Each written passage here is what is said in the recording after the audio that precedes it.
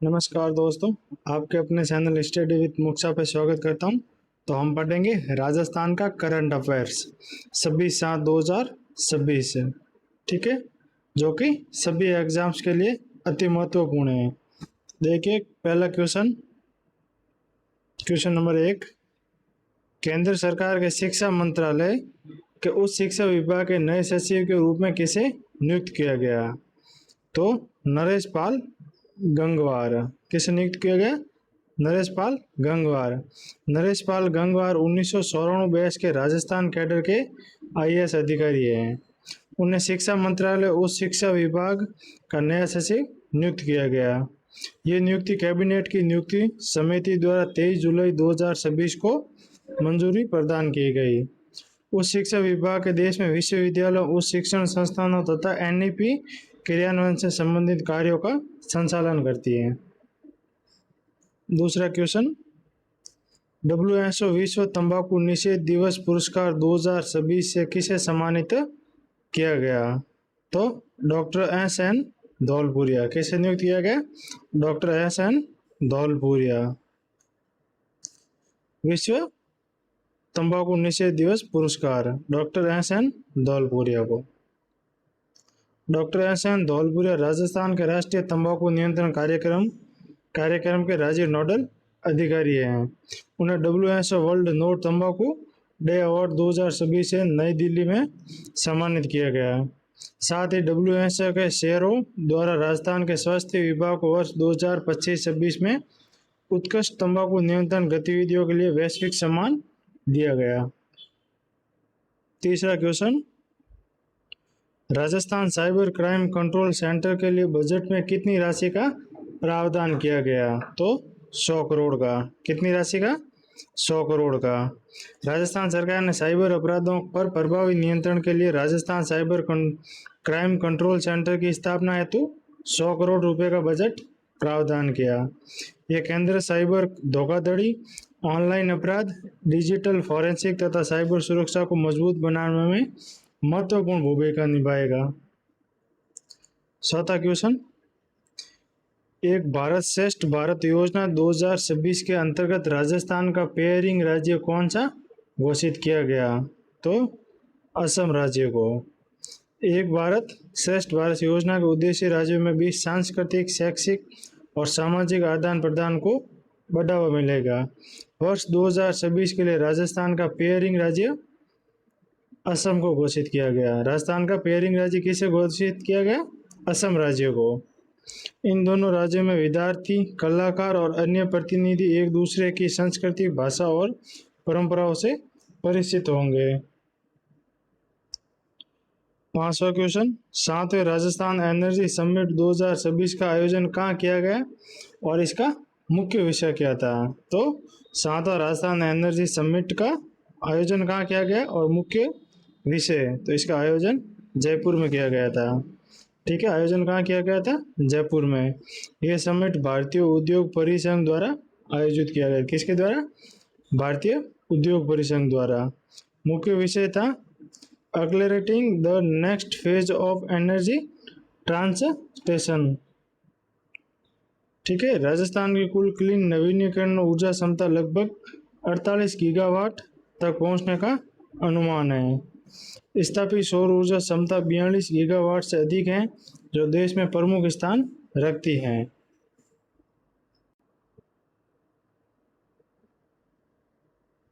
छठा क्वेश्चन, अंतर्राष्ट्रीय टाइप 1 मधुमेह शिखर सम्मेलन 2026 का आयोजन कहाँ और कब होगा?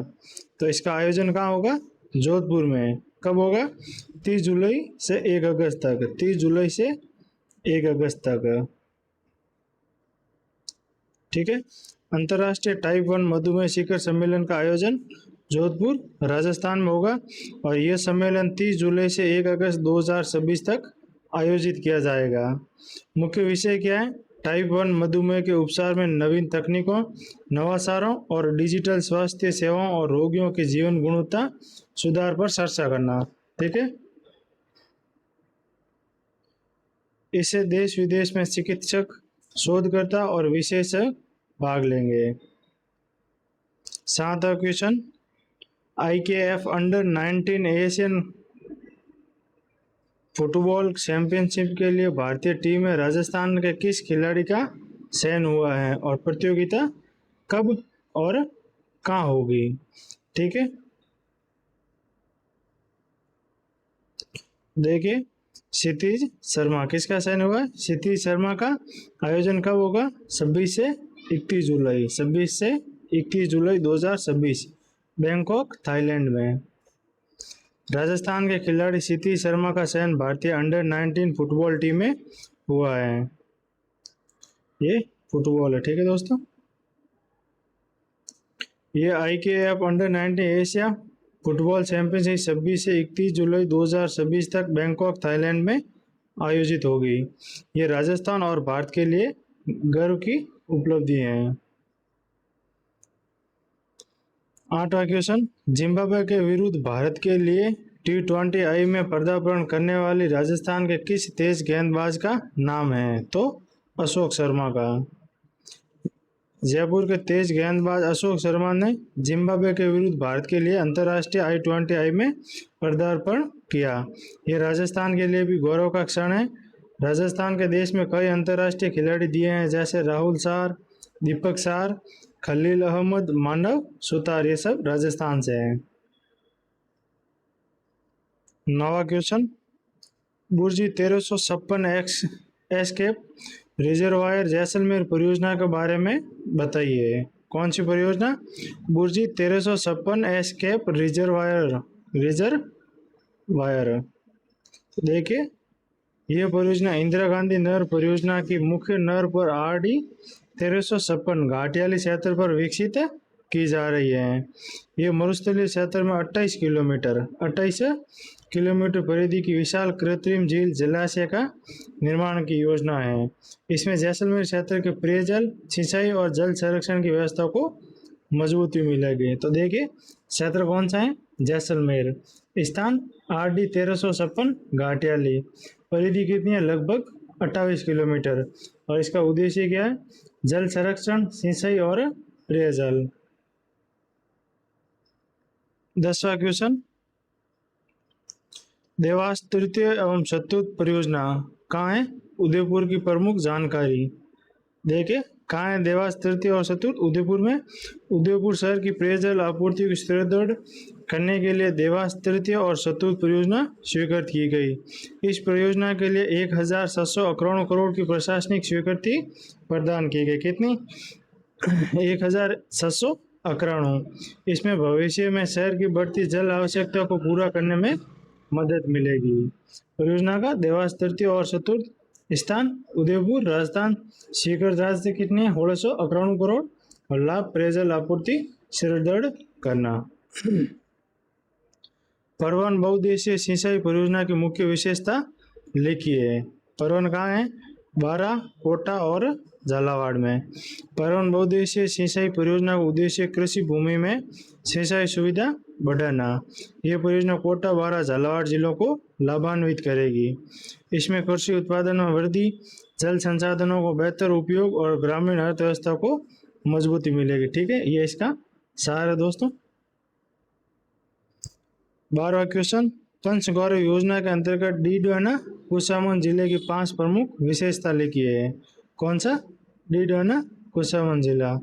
पर्यटन स्थल है डीडवाना झील। वनस्पति क्या है?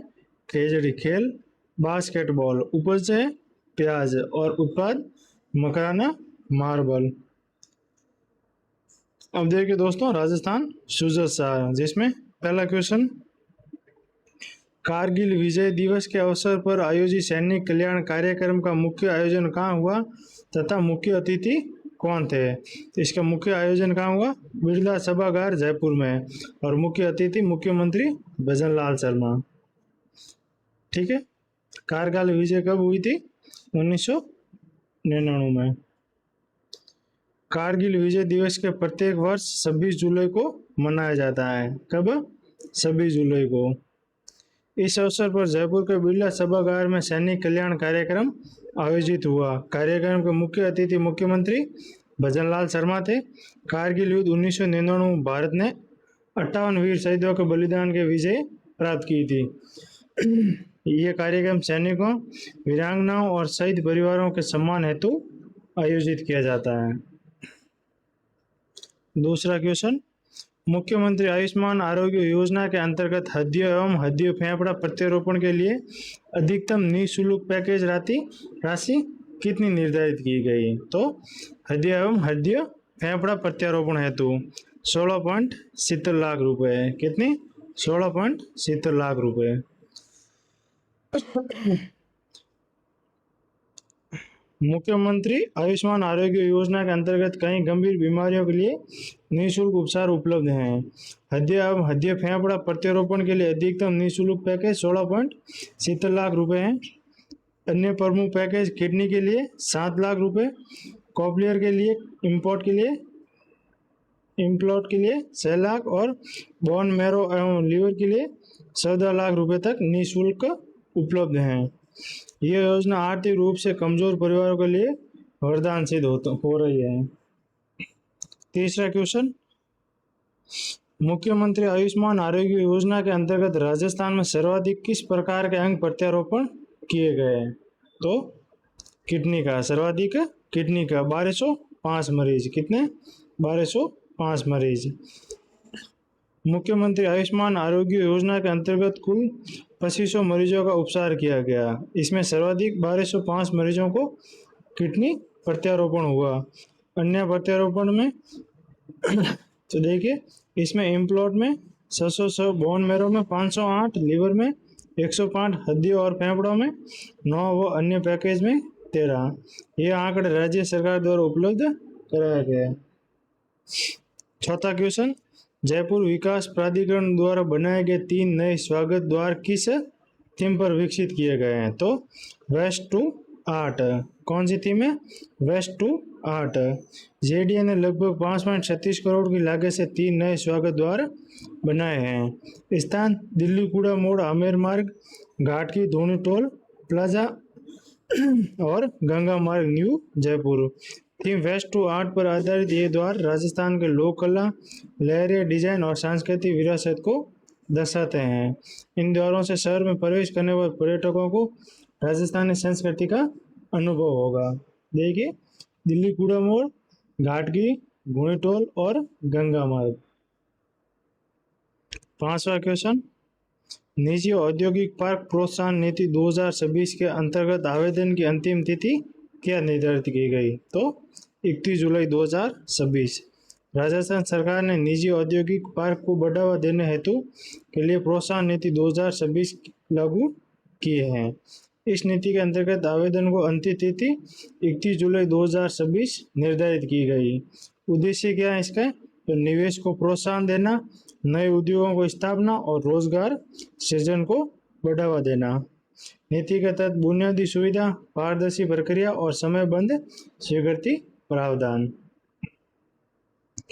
पंचगौरव कार्यक्रम के अंतर्गत नागौर जिले के प्रमुख पर्यटन स्थल कौन सा है? तो मीराबाई स्मारक, जो कि कहाँ है? मेड़ता में। पंचगौरव कार्यक्रम के प्रत्येक जिले में 5 प्रमुख विशेषताओं को शामिल किया गया। नागौर जिले का प्रमुख पर्यटन स्थल मीराबाई स्मारक मेड़ता है। नागौर की अन्य देय वनस्पति खेजड़ी, खेल, कबड्डी, उपज, मूंग और उत्पाद क्या? पान में से या कसूरी मेथी। नमो ड्रोन दीदी योजना का मुख्य उद्देश्य क्या है? तो महिलाओं को कृषि कार्यों हेतु ड्रोन संचालन एवं तकनीकी प्रशिक्षण देना।